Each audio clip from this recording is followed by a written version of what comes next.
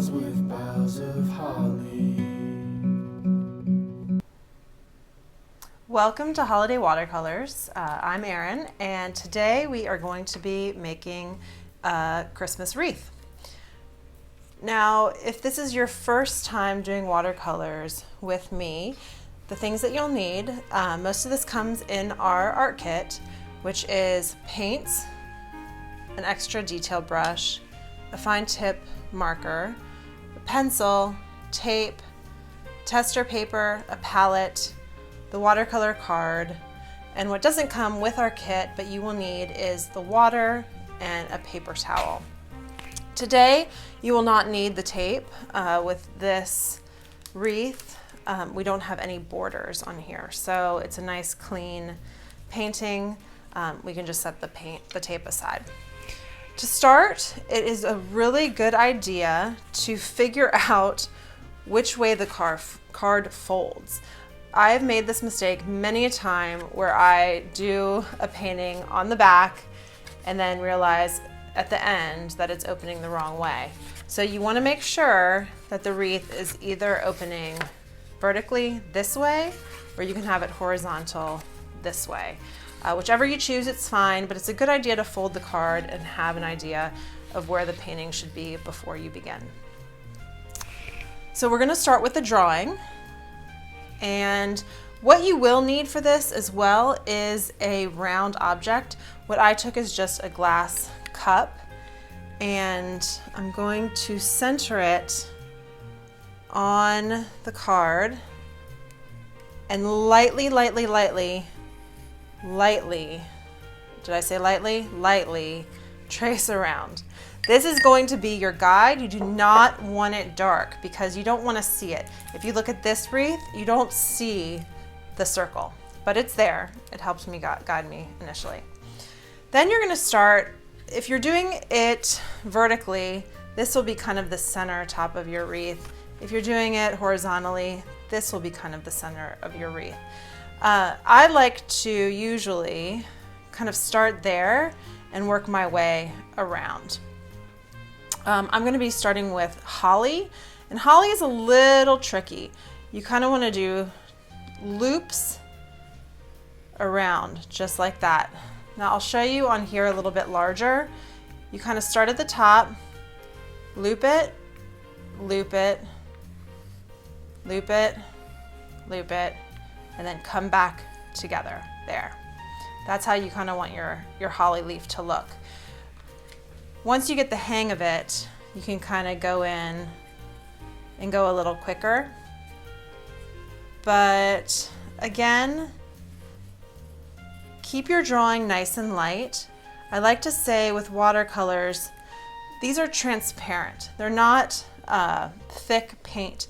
So you're going to be able to see some of the drawing underneath, and it's very important that you draw lightly. And especially if you make a mistake when drawing, if you try to erase it and you can still see the pencil lines, it takes away from your painting. So you'll notice that this wreath is a little different than the example that I had shown you. And look, I'd messed up on that holly, but you know what? I'm just gonna leave it. It looks like it's kind of bent. And even holly leaves, sometimes they can be bent out of shape or be a little deformed, so it's really not a big deal.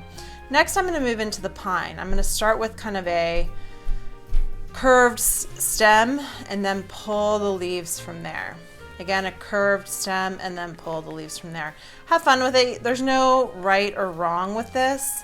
That's the nice thing about drawing natural items, is that you have a little bit of freedom with it. So I'm gonna keep going. And notice this doesn't match exactly.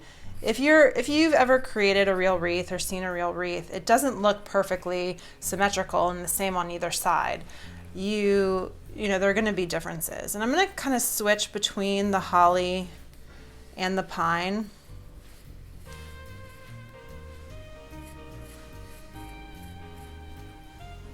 And keep going.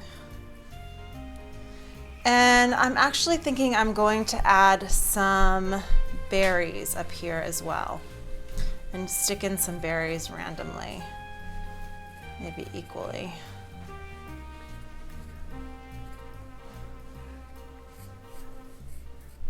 And keep working my way around.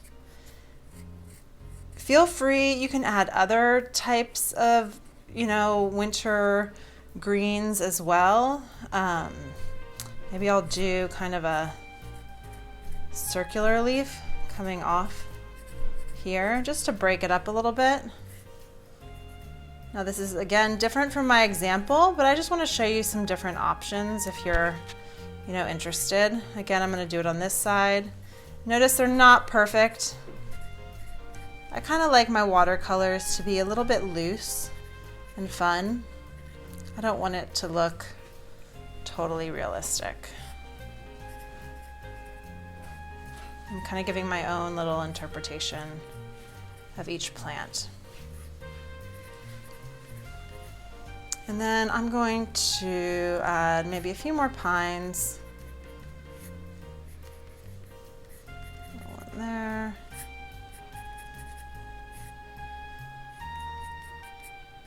Here.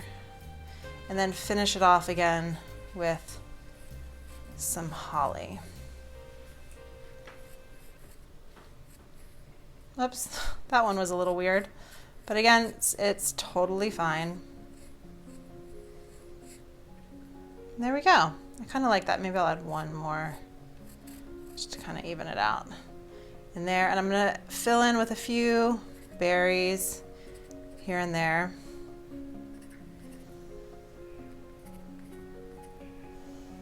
Okay, now I believe I'm ready for painting. So to start painting, you typically with watercolors, you want to work light to dark. Since we just have a little bit of greenery to paint, I'm going to start with my holly first. I'm going to take this green, and actually I'm going to take it directly from the palette. Typically when you take the paint and add it into your palette, the more water you add, the lighter that green becomes. You can see here, I'll test out. That's a little light for my holly, so I'm going to take it directly from the pan here. And that's kind of more the color that I want. So I'm going to take the paint directly from the pan. And I'll just start with any of them. I like to outline the holly first. Now, the lighter you press with your brush, the thinner the line. The harder you press, the thicker the line.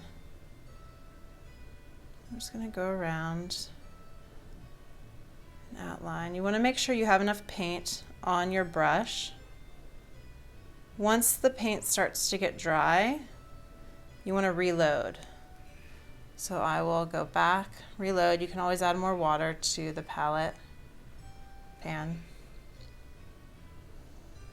I'll continue to paint in. Whoops, I forgot that one over there.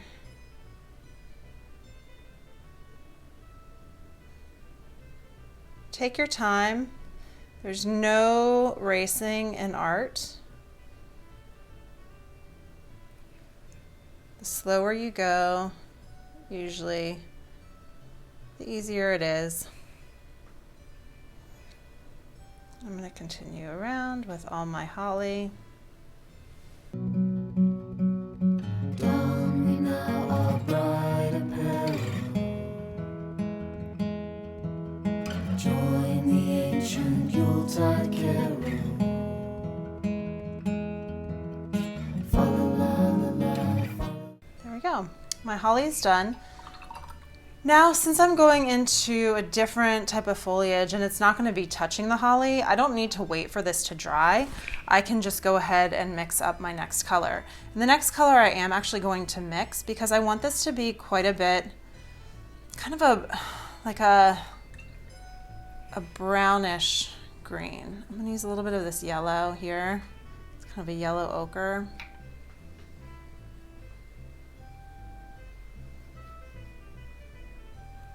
Use a little bit of black.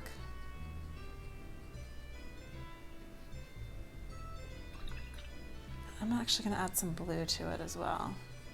This is like a French ultramarine blue. Needs a little bit more yellow. Yellow tends to be a weaker color, so it might take a little bit more of it to change the color that's there. So I'm going to test out my color. That's about kind of what I'm going for. And look at the difference between the two of these. It really changes from what it looks like in the palette to paper. So it's important to test it out. Now when painting in my pine, again, I'm going to start with the branch and then pull the leaves down. Now you need to press extremely lightly with this in order to see the individual leaves.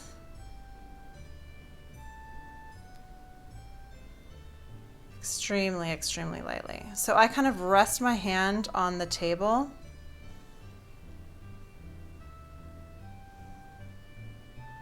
And then pull it down. See the blazing wheel before us. Strike the harp and join the chorus. Okay, next is these little leaves here, and I'm going to just use a really light green. I kind of want to keep everything red and green for this Christmas themed wreath. So again, I'm going to go over the branches first, and then I'll just fill in these little leaves.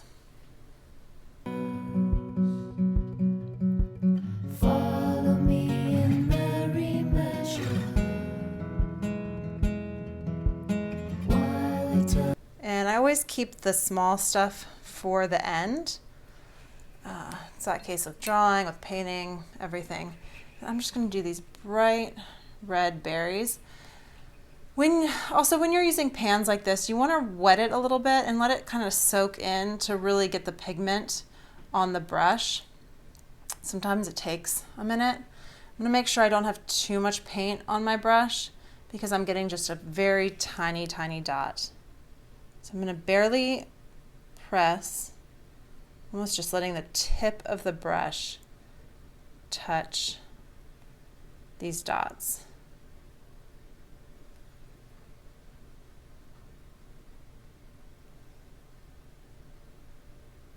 And just that little splash of red really pops next to the green.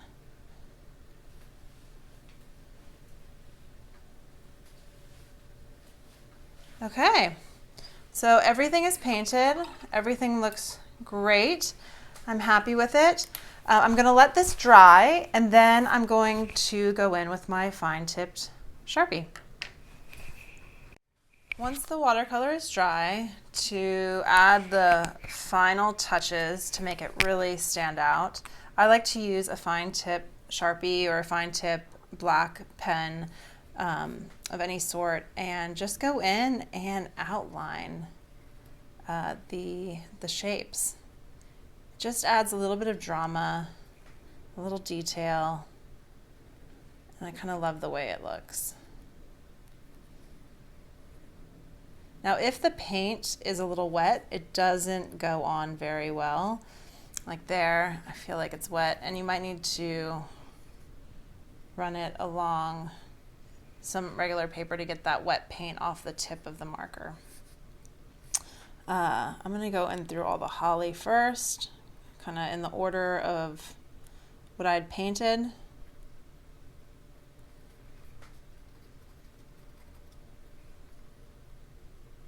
Now the trick is to look at where the pen is going, not where you currently are.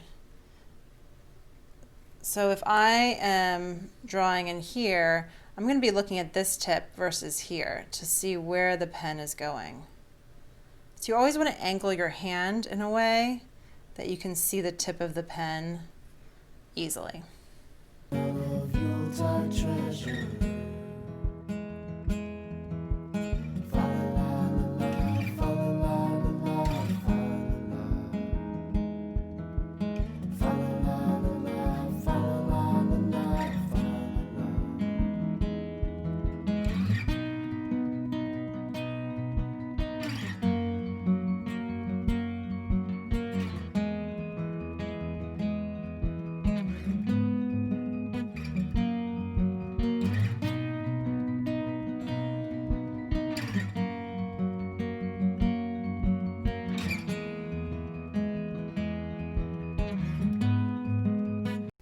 we go.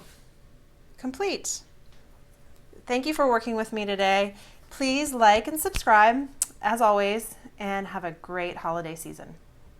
Rejoice all together, heedless of the wind and weather. Christmas chorus.